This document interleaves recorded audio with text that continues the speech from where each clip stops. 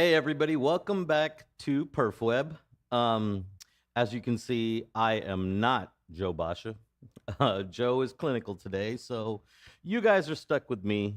I don't know how many of you guys would have caught the previous entries, but I was basically introduced in the last set of PerfWeb videos we did.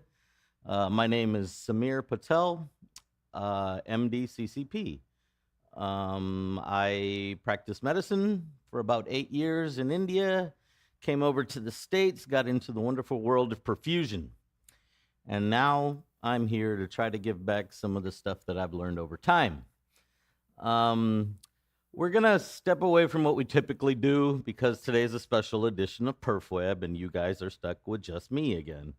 I don't do a lot of the stuff Joe would do. He would walk you through a lot of the stuff, MediWeb app, things like that. I'll save that for tomorrow when he'll be here and he can get you guys through his usual beginning spiel that he does.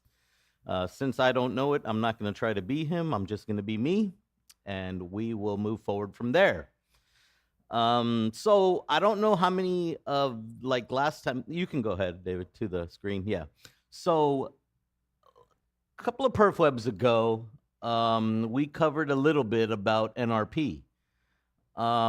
We kind of just got into it. I'll review a little bit of that information today, again, for those that didn't catch it. But the main goal of today, again, is going to be literature review. We're kind of just going to go through some stuff. So, you know, what is NRP? It's something that's gained momentum in transplant medicine. You know, this isn't just a new acronym for your collection. NRP represents a dynamic shift in how we treat organs after death, particularly in donation after circulatory death or DCD donors. We're taking what was once like a frantic cold rush operation and transforming it into a controlled perfusion-driven resuscitation without bringing the person back to life, of course, you know. So relax. This is not like CPR for organs. I'll be walking you through the science, recent literature, as I said, some protocols, just again, just minorly hitting on some stuff that I would have covered the last time for those that didn't get to catch it last time. And if you didn't catch it last time, I highly suggest that you guys go back and take a look at some of those. Um, so I guess let's get started. So, as I like to do for those that would have caught my previous ones, I like to set objectives at the beginning. I like to have a blueprint of where I'm going to be going over the course of this presentation. This is not like memorizing or pass a test type of session. So I just like to speak freely usually and just give you guys some knowledge that I've either attained in the last few months, especially since I started doing NRPs myself. It's an exciting field. I love it. So first off, the why. What problem does NRP solve? We're going to cover that. We'll review what the literature tells us. Spoiler alert: it's not fluff. And after that, we'll go into the nuts and bolts. How circuits are kind of set up, cannulations, clamps, monitors, stuff like that. We'll hit briefly on ethics. We're going to talk more in depth about ethics in the coming days. So I'm just going to basically get into it, just to kind of intro what is to come. And finally, we're going to gaze into a crystal ball and see where NRP is going. This talk is designed for people who spent time elbows deep in a reservoir trying to troubleshoot negative venous drainage while playing, musical chairs in the room with organ preservation trays. In other words, perfusionists, or those looking to get into perfusion. NRP, it's a different beast altogether. Those that have done it will know that it's not the same. We're constantly in troubleshooting mentality. We're always trying to, we got so many different moving parts going on. You got the chest team taking the chest stuff, whether it be lungs or the heart. They're constantly stealing volume from you. You got the abdominal team who's either taking the pancreas, the liver, the kidneys, whatever they're taking, but they're off doing their own thing. Chest guys are off doing their own thing. Again, a lot of moving parts, and then there's us. Here we are. either at the foot of the bed or the head of the bed, depending on where you're cannulated, and trying to struggle through the mess that's going on the operating table. Um, it's fun. I mean, it's exciting for sure. It's very rarely boring in the NRP world. Always something going on. The boring cases, those are the good cases. You don't get many of those, though. At least I haven't yet. All my cases have been straight up nuts. Um, but again, it's fun. You know, you learn a lot and you do a lot. So NRP, NRP in essence is postmortem regional ECMO in a way. You know, we wait until death is declared legally, irreversibly, undeniably. Then we restore circulation to the body below the diaphragm, usually. Um, Abdominal does we do abdominal a lot more than we do the thoracic, but we also do thoracic organs too, using, of course, an extracorporeal circuit. This allows us to perfuse the abdomen, thoracic organs at normothermia, which is key. You know, ice has its place, but metabolism doesn't love being like snap frozen and expected to bounce back. So we don't do that. This isn't resuscitation of the donor. The brain is completely excluded. That is important. That is where the ethics come in. Aortic clamping or balloon occlusion ensures that only target organs are reanimated. It's like selective resuscitation, but without the creepy music. Um, so, why even bother with NRP? Because ischemia is a thief. After circulatory death, we got minutes, sometimes seconds before irreversible damage starts.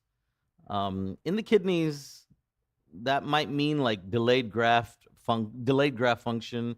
In livers, it's ischemic cholangiopathy, which sounds fancy, but basically it translates to a biliary disaster. By reestablishing oxygenated blood flow, we buy time. It's essentially what we're trying to do for these organs. It's all a question about time with organs, time after, the ischemic timers. I don't know if you guys got in. If you would have watched the last discussion we had with NRP, we spoke with Matt Warhover. Um, we're starting to get a little bit more flexibility in time. He was discussing how some organs were well outside of the 4-hour mark and still completely viable. So maybe time is something that we should start to look at a little bit more closely, especially now given things like NRP, things like transmedics, things that provide flow, organox, things like that. These things, they buy us time, so maybe we need to start looking at the time frames again. Maybe 4 hours isn't the magical number, for hearts or whatever. Maybe you have more on a heart, which I'm pretty sure we do. According to Matt, we definitely have more. Um, Again, so by reestablishing oxygenated blood flow, we buy time, right? Like that's what I had said. We flush out metabolites like lactate. That's kind of the name of what we do. We remove pro-inflammatory cytokines. We can see real-time bioproduction, urine output, lactate clearance, all indicators of organ viability. And perhaps most importantly, we can functionally assess organs while they're still in situ. That's a game changer. That wasn't done before. We're not just eyeballing color and praying anymore. That's what they pretty much did before. Take a picture, send it. Ooh, looks good. Like now we're doing a little more than just taking a picture and sending it. We still do that. Okay, but there's a little bit more going involved now than just the taking of the picture, sending it. What's called a visualization. And we're using data to make decisions. We're running labs. We're doing stuff. More than we were doing before. It's just a brief timeline. Let's take a moment again to see how we got here. NRP was first explored in the early 2010s by transplant pioneers in Spain, the UK. Spain said, "What if we perfuse these organs instead of just icing them?" And the UK said, "Oh, hold my tea. Let's do this." By 2017, NHS incorporated NRP into the national transplant protocols. I mean, leave it to the Brits, to take an experimental procedure and turn it into a government policy. In Europe, they're pioneers with stuff like this, stuff that in America would be a lot slower, and in America we are slower. There were regulatory concerns, ethical debates, the ever-present hospital staff administrator asking, "Oh, how much is this going to cost?" By the end of 2024, over 25 transplant centers in the U.S. are actively performing NRP for liver, kidneys, heart procurement, lung procurement. That's a big shift, from 5 years ago. Um, they mostly do it for the heart, kidneys, and liver. The liver, I mean, the lungs are one of those little volume stealers that I was talking about. Every time the guys are involved, it gets very, very bloody, and you end up with a lot of blood loss. You end up with a lot of volume loss. It's a messy day, but something you have to do. So let's get into how perfusion weeds. Here's the basic setup. Femoral artery, vein are usually standard cannulation sites for abdominal NRP.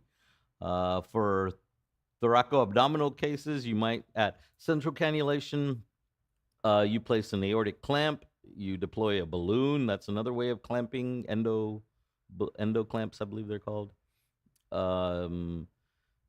Just above the diaphragm, usually, to prevent the brain from getting any type of perfusion, which again is a big no-no in our field. Flows are usually set about 2.5 to 3 liters per minute. It's usually done at a 2.6 index. And if you're doing abdominal, you'll take 66% of that. If you're doing thoracic cannulation, you'll take 75% of that.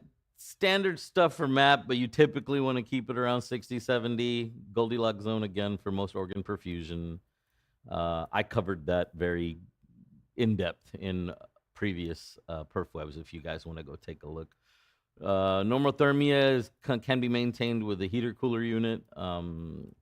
Anticoagulation is negotiable, usually anywhere from 300 to 400 units per kg of heparin pre-withdrawal. If you forget that step, your perfusion runs into a pretty static clot display. It gets clotty quick. All right, so the meat and bones of why we're actually here. So now let's take a look at some real world data. It's the stuff you can throw into a journal or an argument with a skeptical surgeon. Over the past 5 years, we're moving from an interesting concept to this might be needed as a standard of care. Studies here are worth more than just name dropping. They're changing kind of how we approach DCD organ recovery. Let's start with the Messer et al. Study from the UK in 2020. It was a landmark paper that looked at 180 heart transplants done using thoracoabdominal NRP or TANRP. That's right, dead donor hearts restarted on pump in situ, functionally assessed, and then transplanted. And guess what? The 1-year survival was comparable to standard brain dead donor hearts. That's a massive deal. We're not just recycling organs, we're expanding the viable donor pool without compromising, the outcome. If that doesn't impress you, then you haven't been perfusing too long, The next one is Garcia. I might butcher some of these names, and I do highly apologize. I've always struggled with hard names, but it is what it is. Garcia Valdecasas et al. 2021 out of Spain. Again, Spain, UK, they were kind of the pioneers in starting all this early on. They focused on liver transplants and found significantly lower rates of biliary injury. A notorious Achilles heel for DCD liver transplants. They also reported an improved 1-year graft survival, jumping from around 78% in traditional DCD livers to about 92% with NRP. I mean, that's huge. It's any additional numbers we gain is somebody being helped. So I know people get so caught up on the numbers. 78, 92, not a lot. No, that's a lot. Okay. Like that's out of 100 cases. I mean, think about it. That's 78 working hearts, viable hearts versus 92. That's so many more patients getting a viable heart or a viable kidney or a viable liver or lungs, whatever the case may be. And now, they get to share in the magic of transplantation, life that they wouldn't have had before. So to me, even a small jump in the number of percentages to me is a big deal because I think of it in the terms of life. Now, statisticians, they may not, to them, a couple of percent increase is not viable increase, but I don't know. To me, even 5% is a lot. That's five extra people out of 100 that got something and get to, live a little bit longer than they would have before. Um, so again, the real impact is both again on the patient's survival quality of life when they get these more viable organs. Um, so then there was the Dominguez Gil et al. In 2022, also from Spain. This was less of a single center deep dive and more of a macro view. A registry based review on 309 NRP donors. They detailed Spain's national experience integrating NRP into their, DCD program. And the conclusion was widespread adoption of NRP led to higher organ utilization rates, especially for livers and kidneys. And they did it safely and ethically, which is key. Spain is running like the national level playbook on this. There's a lot of other places, Italy and all that, that are coming a long way too. Um, they just got the experience over there. And like I said earlier, they're not as tied down by governmental rules like we are. They're a little bit more willy nilly in the way they work. Um, so now that brings us finally to the U.S. Uh, Katsopoulos et al., 2023. This one got a lot of attention because it showed a 48% reduction in delayed graft function in kidneys recovered with NRP compared to rapid recovery. So that's not a rounding error. That's a significant shift. I mean, that's a big number, 49 or 8%. It suggests that even kidneys, which are usually tough little guys, they can benefit substantially from improved perfusion environment of like NRP. So that study right there, it showed a lot of stuff. Basically, it showed that we perfusing even something like the kidneys, which again can take a much more like a larger beating than like the liver can. Um, so you can only imagine like what the liver's gaining and things like that. So, and most recently we have Morse et al. This one is so fresh that it's probably still in like peer review, but I just want to throw it out there. I saw it, but it's already making waves. In their study of 112 livers and kidney transplants, they found that organs recovered with NRP had lower rates of early graft dysfunction, and the recipients spent less time in the ICU. Well, sounds good to me. Less graft dysfunction, less time in the ICU. That's exactly what we're going after. Better outcomes for patients, and savings for the hospital. I mean, that right there is a win-win for everybody involved. Administrators too, hospital administrators that care about the prices and money and things like that. Now, when you put all these studies together, what emerges is a strong and growing body of evidence that NRP doesn't just help; it might be essential, for raising the quality and yield of DCD organs. It's not just a fringe technique anymore like it used to be. There aren't just isolated success stories. They're part of a mounting trend that's influencing transplantation policy in real time. Again, this is an evolving field. It's quite new, and the benefits they kind of just speak for themselves. And the best part is that every one of these studies relied on a perfusionist doing exactly what they do, what we do, setting up a circuit, managing flows, troubleshooting airlocks, keeping it all running smoothly, managing volume, you know, um, setting FiO2s, managing air, oxygen delivery, while everybody else is in the room panicking, we do what we do.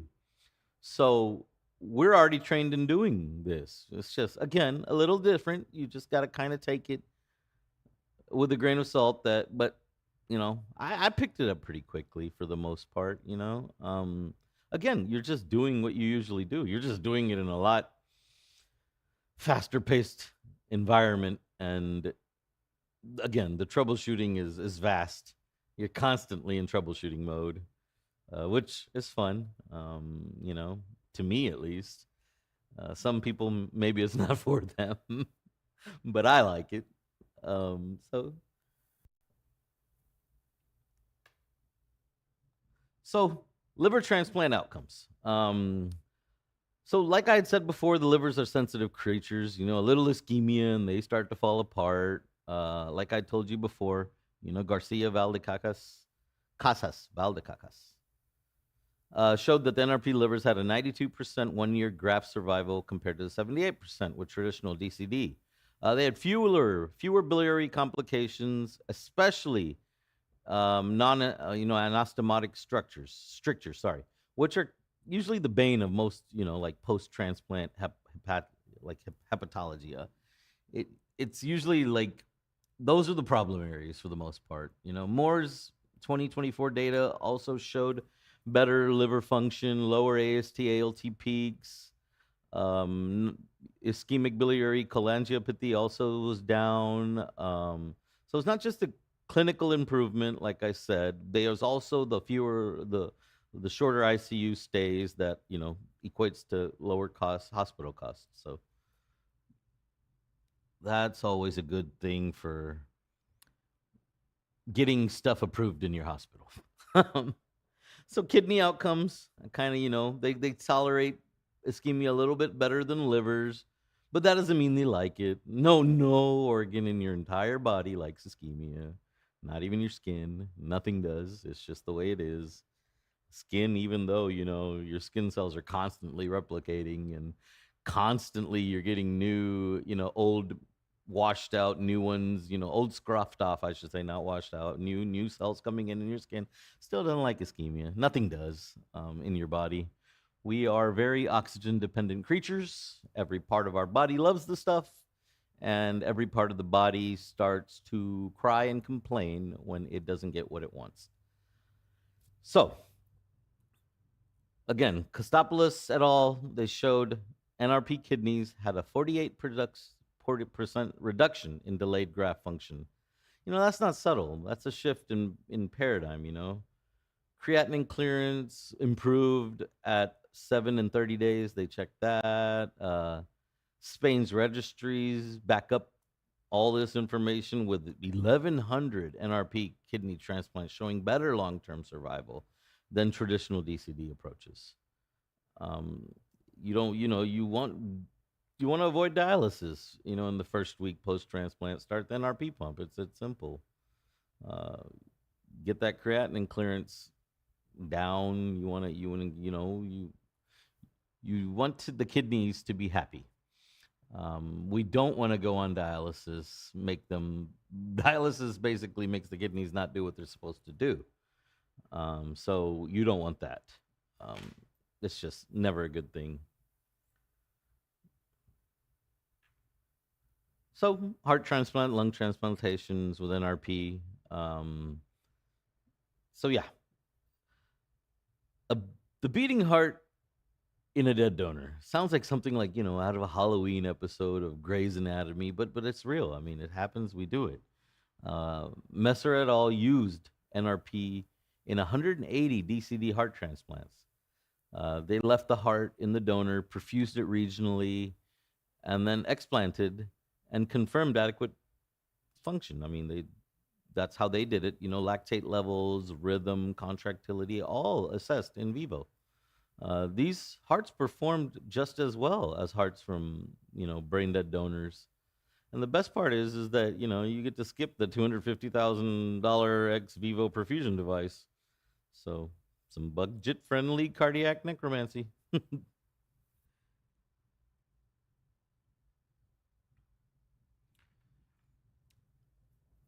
So the perfusionist role. All right, here's where you come in. We're kind of the real heroes in this story, especially the NRP. You'll assemble it, you'll prime it. Sometimes literally in the donor hospital cafeteria. I mean, you just gotta Sometimes we're in the hallways doing it. I mean, we'll be anywhere setting up our little prep stand with the circuit and things like that. You coordinate the timing with the surgical team post asystole. You monitor everything, pressures, lactates, ABGs, flows, temps. Pressure, it's nice to have. Not everybody does it. You kind of just go with the flow. You try to hit that target flow if you don't have a pressure transducer hooked up. Some surgeons love it; they will want it, and it's great if you have it. I mean, in our world, the more information, the better. It makes your job easier knowing that you're hitting that 60 to 70 map and that you're perfusing the kidneys. Because those are the guys that we really you're perfusing them, you're perfusing everything. That's the name of the game, right? I also covered that briefly in a previous PerfWeb. Um, so you document viability parameters, usually urine output, bioproduction, lactate clearance. Of all these, lactate is kind of the main one. It's the metabolite that's produced in response to hypoxia. Um, it's it's how we know that we are battling that hypoxia with oxygen delivery. If we are clearing the lactate, then we know we're doing what we're supposed to be doing. Okay. In NRP, mostly that's one of the main things we look at, lactate levels and things like that. So if they're just telling you that you're just running a pump, they clearly haven't seen NRP. They don't know what we do and why we do it. When you start with a lactate level of 15 and you end it with 5, you've clearly done some stuff.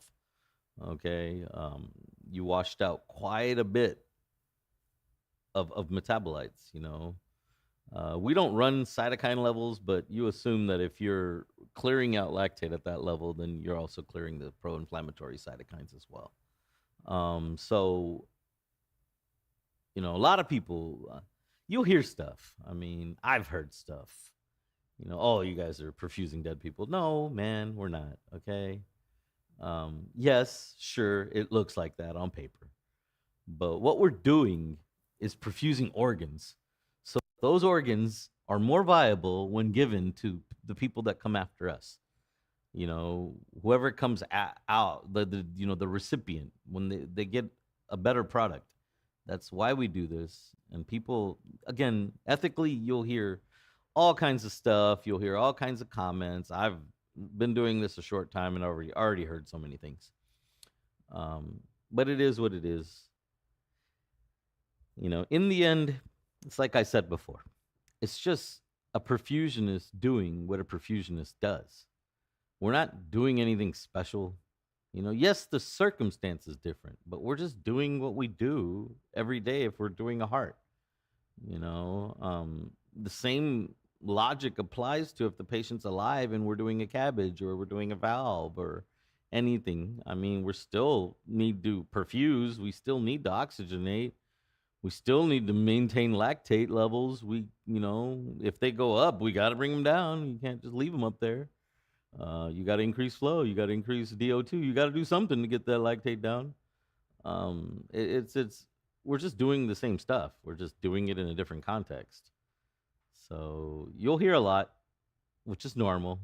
Um, I just try to ignore the noise in the room and do my job. And it's funny because it's never the people that are in the operating room. You'll hear it from other people. That are like, especially heart team people. They're big about, especially heart team nurses. They're big about making comments. Oh, you guys are perfusing a dead person. Like, well, yes, that's what we're doing. So, some general circuit design considerations. Again, this basic circuit like ECMO, except for it's usually not closed, it's open with a reservoir. You got a centrifugal pump, coated hollow fiber oxygenator, usually, heater cooler for normothermia. Usually this open B, you can use closed systems too, just usually depends on like logistics of it. Again, we take ABGs. Every 15 minutes, again, keep the lactate trending down. There are different things that will affect, that'll change your lactate levels. Sometimes it'll be trending down, then all of a sudden you drop in 2 units of blood, and then you'll notice it's up a little bit. That wasn't because of you, that was because of the lactate present in the bank blood that you gave. So just remember that. It happens. You can be, trending down. All of a sudden, you drop 2 units in, or maybe even a third unit, and bam, now your lactate's back up 2 points, and you're. Some people are panicking, like, "Oh, well, our lactate's going up." Some newer surgeons, especially if they're there, like residents or whatever, they'll say, "Oh, it's going up." Like, no, yes, it's going up, but it's going up because we dropped in 3 units of bank blood. It'll come back down. If you're doing what you're doing, it's physiology dictates that it'll come down. There are cases where it won't, but that's again, a byproduct of the body. It could be just that the liver's complete trash, and now your lactate's not coming down because of that. I've had a case like that, where they just had such a fatty liver. The liver was just such garbage that no matter what I did, no matter how I sliced it or did it, I just couldn't get the lactate down. I mean, it went down. It just didn't go down like all the other cases. So things like that. Urine production again is gold. Bile output even better. Yellow gold. Again, just we're looking for little markers, anything we can to see that what we're doing is actually helping the patient. Well, the patient's organs, not the patient. The patient can't be helped.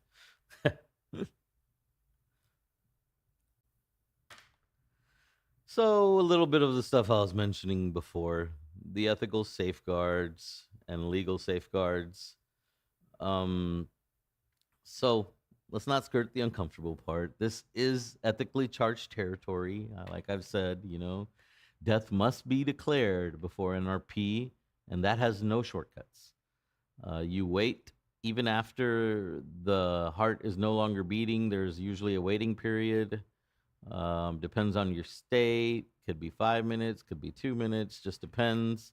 But there's definitely a no touch period after asystole. Um, that's important because of the spontaneous restoration of circulatory activity that can happen. It can just come back. Aortic occlusion must prevent brain reperfusion. There's no oops moment there. You know what I mean? That is huge.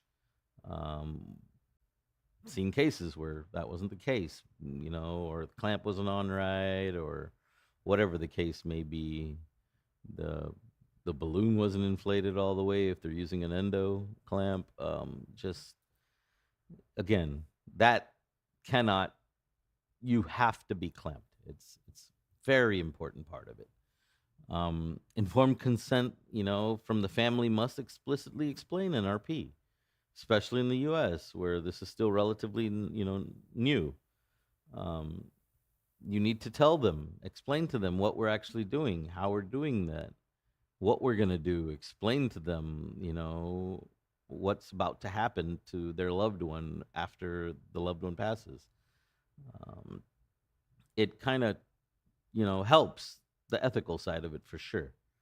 Um, it's the last thing you want is for them not to know, legally and ethically. I mean, most ethical stuff will cause legal stuff, especially in this country. It's just normal. Your OPO, your hospital legal, your ethics teams must also be on board. Some hospitals just won't do NRP. It's just the way it is. There's nothing you can do about it.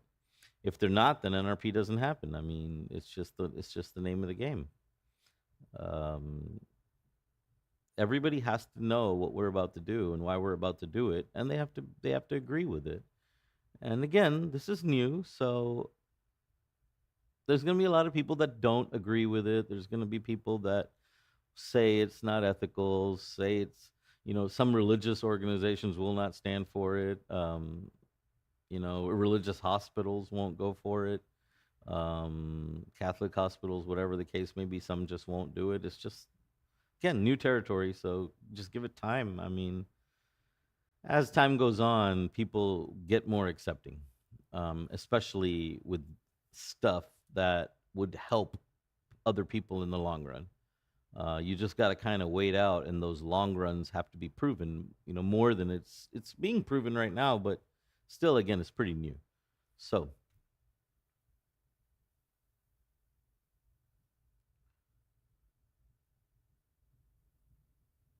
current limitations in literature. Okay, despite all the promising data, you know, we're still not done. I mean, protocols from center to center, they vary widely. Okay, like one center's NRP is another center's like science fair project. It's just it's again, like I said, some would accept, some don't. Some have very strict protocols. Some willy nilly, you could come do whatever you want. They won't care. There's no large, really randomized trials yet. Uh, Minimal pediatric data. Nobody wants to be the first on that. That's just, yeah, nobody wants to be the first on that. Real time viability markers are still pretty crude. Uh, you know, Cost effectiveness studies, they don't exist yet. So if your CFO is asking for like ROI projections, good luck because you can't do it yet. They're still pretty new. This is all pretty new. With centers being very different in what they allow, they don't allow, it makes gathering data like that very hard. So it's just kind of the way it is. So an abdominal NRP that in practice that I had come across before was a 55-year-old male, cardiac arrest, declared brain dead. The whole 5-minute rule was observed. Femoral cannulation, aortic balloon above the diaphragm, ran NRP for about 60 minutes. MAP stable. Lactate was started at 9. Basically it finished at 2.1. The kidneys peed, livers made bile. Everybody smiled. In that case, they were also taking the lungs. That case, the lungs again, when you're taking them, it gets very complicated. They had a huge bleed on the table. I lost a good portion of volume. Even though all that, I was still able to get the lactate to drop to 2.1. It's just the way it was. Yep. Okay.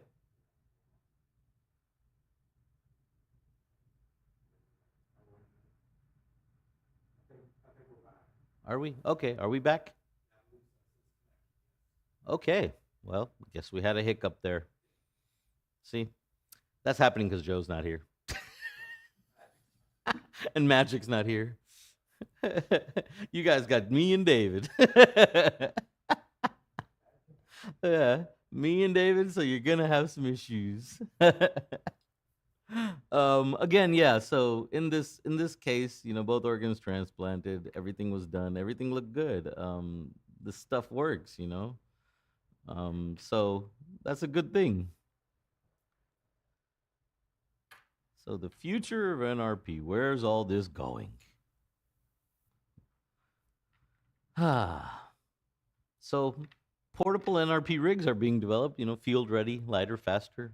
So you don't just have to sit there building it like in each case. Some centers are trialing NRP, followed by machine perfusion, stuff like that, giving us even more time data to work with. Again, you know, as time goes on, we'll have more data. As we have more data, we'll have newer protocols written. As more protocols are written, more hospitals might come on board to letting you do that, especially the ones that don't allow it. Um, it's just the way it is. Tissue oximetry, perfusate biomarkers, AI-driven prediction tools are all in prototype stages. Stuff like this is happening. UNOS and NHS are starting to incorporate NRP into donor registries. And yeah, I mean, NRP could potentially double the DCD donor pool if we get it right. I mean, can you imagine that? I mean, just doubling of the DCD donor pool. That would be amazing. I mean, it's just, you know, it would be great. Legislative, adaptations to accommodate, NRP practices again as more studies and trials are done. Government bodies will get involved. Legislation will write rules, and some will be good, some will be bad. It's the way of the name of the game, but just, you know, it's all going to be data driven. And the data is being collected. It's not that it's not. And it's being interpreted real time, even still till today. If you go search NRP and something like PubMed, you're going to get all kinds of hits, like I did. I tried to concentrate on newer studies, so I was able to find a good amount.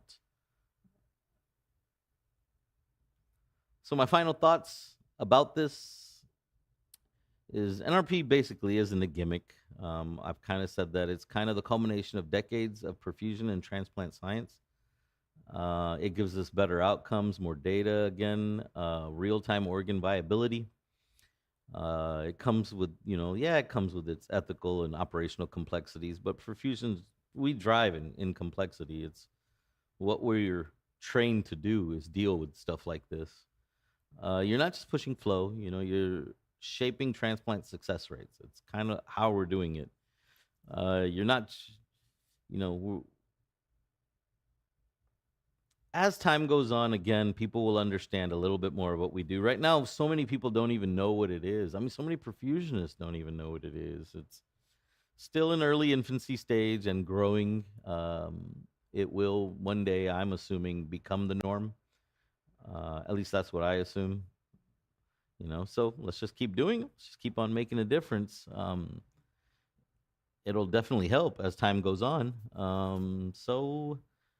Okay. And my usuals, that I always say at the end, stay curious, stay critical, stay compassionate, stay caffeinated. Let me see if I got any questions on the website. It's on YouTube, right? Where Joe finds all these questions? Beautiful. Okay. If any of you guys have any questions, I am here and you can message me. I have not been looking at it. Joe usually does this. I just do what I do. Usually I just lecture. That's my thing. So, okay. Nothing in the chat. Nothing anywhere else. Well, since we did not have the whole 5-10 minute introduction that we usually do have if Joe was here, where he walks you through, inviting you and all that. Well, I will say this, that it feels good to be back. We have an exciting few weeks for you guys. Take a look at the schedule. Wow, it's really fun. Some of the topics we're gonna cover. We have a lot more people coming in. It's not just gonna be me, like it was the last few PerfWebs, me and Joe. And this time we got a good amount of people coming in. So it's a very action packed next 2 weeks. It's gonna be fun. PerfWeb 103 and 104. Again, a lot of topics that are really out there. NRP, we're going to be doing a lot of NRP stuff. We're going to be doing some ECMO stuff. We're going to talk to a perfusionist. He's going to tell you his story. It's titled "The Day I Went to Work One Day and I Died." I mean, literally what happened. So almost. His name's Clark. He'll come in. He'll talk to you. His story is pretty inspiring. I get to work with him all the time. When he told me his story, I was just it's again, we got some good stuff coming, you guys. PerfWeb 103, 104. It's gonna be exciting. And that is all I got for you guys. And on that, I'm gonna end it a little bit early because of the no intro. I don't have any more information for you. So thanks for coming. Thanks for attending. I'll be here again tomorrow. I believe Joe will be back tomorrow. Again, he's clinical today, so he's not here. I believe we're going to have Matt on again tomorrow. We'll see how that works out. He is scheduled for tomorrow, but we'll see. And it's the same time tomorrow again, 0500 in the morning Central Time. For wherever you guys are in the world, it would be according to your time at our central time. All right, so thank you very much.